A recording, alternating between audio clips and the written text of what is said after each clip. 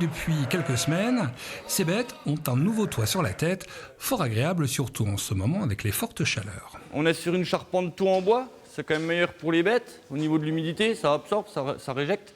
Et puis au niveau écologique, on a quand même une moins grosse empreinte carbone sur du bois que sur du métal, quoi. Pour le fourrage, grande nouveauté, fini les balles de foin, tout se passe dans ce grenier au-dessus des animaux. On récupère l'air chaud du toit, au fait, pour l'acheminer sous le tas de foin et du fait finir de sécher le fourrage ici.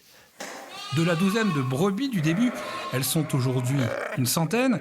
Et Joseph a décidé de continuer cette métamorphose dans l'ensemble de sa bergerie. Direction la salle de traite, un robot l'aide. Il faut les monter à chaque fois sur le quai pour donner l'orge finalement, et puis les guider pour qu'elles se mettent en place au cornadis. C'est vrai qu'aujourd'hui, le truc se fait tout seul. Il y a un peu moins de stress quand même pour l'animal.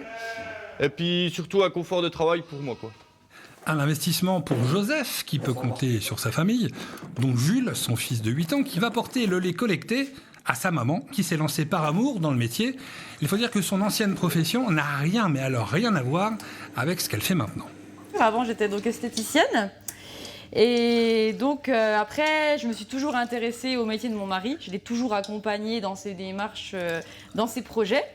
Et ça me tenait particulièrement à cœur de travailler un jour avec lui. Après, c'est vrai qu'au début, la ferme n'était pas forcément viable à deux.